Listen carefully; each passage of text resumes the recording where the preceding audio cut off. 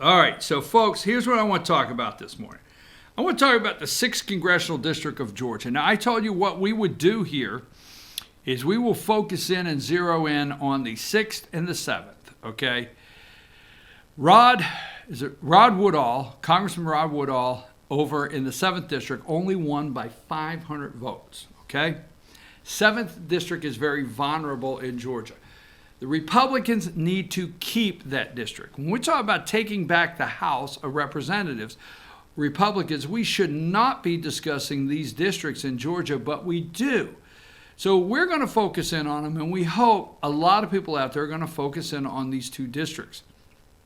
We know Democrats will. Oh, yeah. Democrats want to keep the 6th and flip the 7th. We want to save the 7th and flip the 6th. So in order to do that, we got to look deep into the candidates. Now, we're going to focus on the 6th District this morning. All right. Our guest at 8:45 will be candidate Marjorie Greene. All right. For the Republican 6th Congressional District Republican primary candidate Marjorie Greene will be our guest at 8:45. And I want to look at something real quick on the history of the 6th District. Okay. So let me pull that up.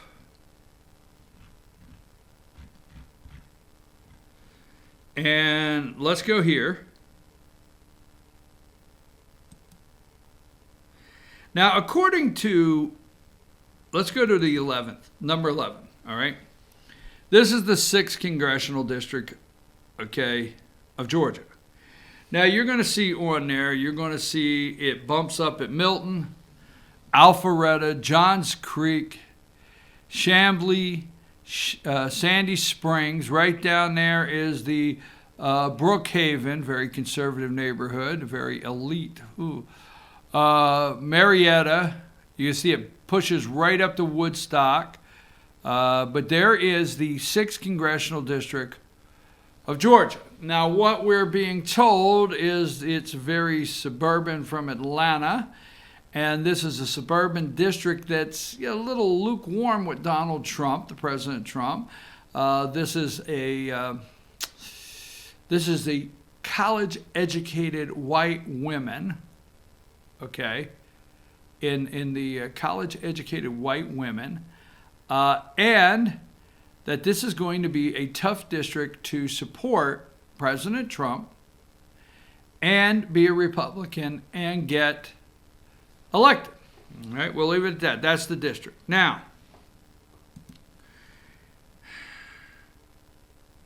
the last time, number 17,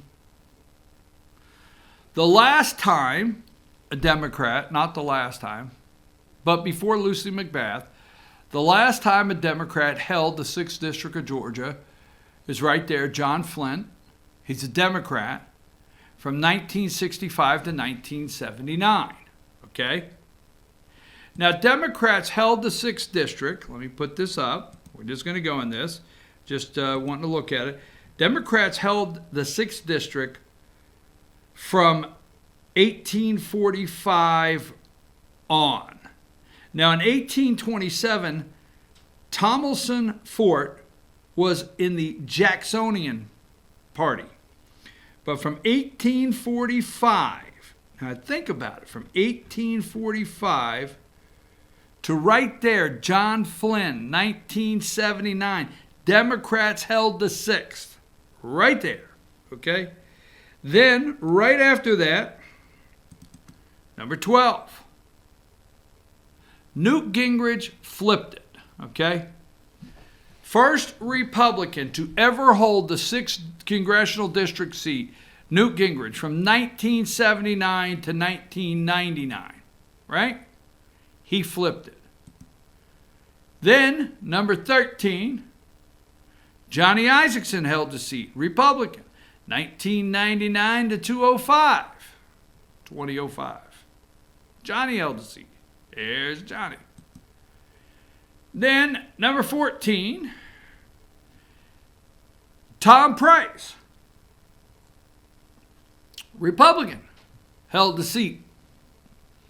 January 3rd, 2005 to February 10th, 2017.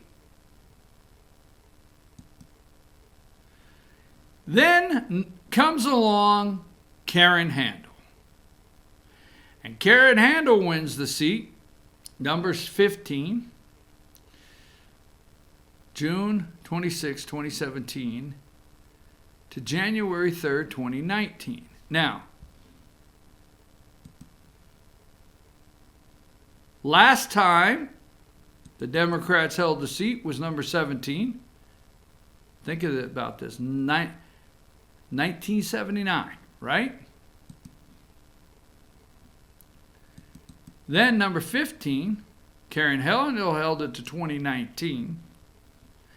And then Karen Handel, Republican, handed it over to the Democrats, number 16, Lucy McBath, January 3rd, 2019. So let me do two pictures real quick just to put it in perspective. 2019,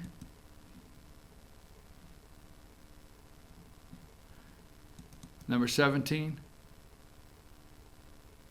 1979, from 1979 to 2019. Okay? That's the last time. That's the span from 1979 to 2019 that Republicans had the 6th district. Okay? And then number 15, Karen Handel, handed it over to number 16, Lucy McBath. Now, my question to the voters in the 6th district, the Republican voters, what makes you think that Karen Handel can get it back? What makes you think that she can win this race? Now, this is not an anti-Karen Handel, but let's remember, Karen Handel handed it back to her. Why? What are all the reasons they're going to give you that Lucy McBath won? That the 6th district, number 11, they don't like Donald Trump? Is that what she's going to say? They didn't like Donald Trump? Are they going to say that this right here, the 6th district, okay, I have it right here, folks. Hold on. I had it just a second ago.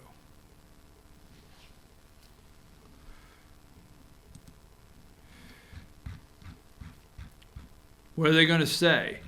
They're going to say that in 2016, Donald Trump only won it by 48.3% to 46.8% in 2016.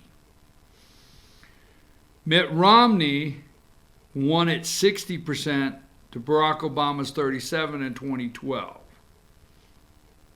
Are they going to say Donald Trump is the reason that Karen Handel and the Republicans gave back the district to the Democrats? Is that what they're going to say? We're going to talk about that. We're going to see what we think has happened in the 6th district. But first, we want to talk to the other candidate. That's right. We want to talk to the other candidate. Now, the AJC wrote an article this past week about all the endorsements Karen Handel has received here recently, okay? And in the 6th district, the article writes, Greg Bluestein is the author, and this is November 19th. The 6th Congressional, Georgia 6th, Handel nabs key endorsement as GOP rivals melt away. Okay, now go to, this is the headline. I thought I sent you the headline again. Maybe, 18. Give me number 18.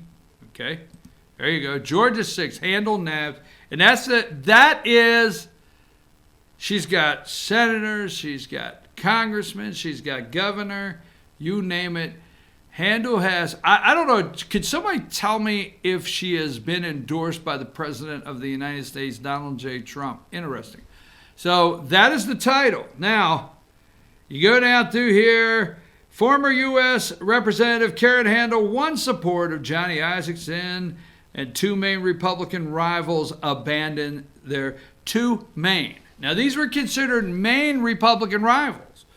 Now, both of these Republican rivals, I think, did not have the money put into their race or had raised as much money as one of the candidates we're going to talk to. But these are considered, okay, two main Republican rivals abandoned their bid.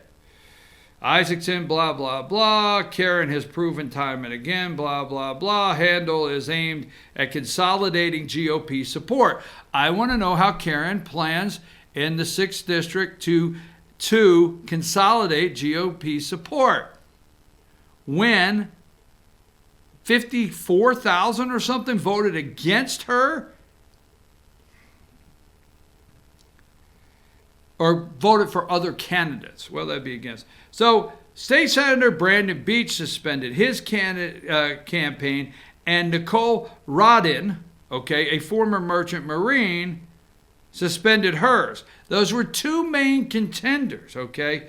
And then you go all the way down, you keep reading, the departure leaves two long-shot GOP candidates, controversial remarks and contest for the establishment-friendly district. One is Donnie Bolina, who was briefly persuaded to drop out after proclaiming his national. The other, okay. Now, here's the thing. This is what gets me. Is she becomes right down to the bottom of the article. The other is Marjorie Taylor Greene, who has drawn attention from civil rights groups for her provocative campaign stunts. So we're going to find out what stunts she does. But she has become the other, okay? So the media is determined to get Karen in because the media, the AJC, the liberal left media of Atlanta know that Karen was beat once by Lucy McBath. What say you? I don't think Karen Handel can coalesce, consolidate, bring together, if it all means the same, any Republicans. I don't. I don't think there's anything new that Karen Handel can say as a candidate to prove she will support the president, prove she's not a never-Trumper, prove she doesn't like Paul Ryan and the rhinos. She's seeking a rematch against Lucy McBath, a Democrat gun control activist whose upset victory last year solidified the 6th District atop GOP target in 2020. So there you go. That is what we have right there, okay? We're going to talk 6th District. We're going to stay on that for a minute. And we're going to come back. We're going to take a break. We're going to come back. We're going to do about a 10-minute segment as soon as we come back concerning Brian Kemp and his pick for senator. I don't know if it's happened. If it has, send it to me. Show people how they can get in touch with the show. Right there. You can get in touch with the show just like that. Follow us. We're going to take a brief break. We'll be right back. And don't forget, at 8:45, the other candidate, Marjorie Taylor Greene, will be with us. Take us a break.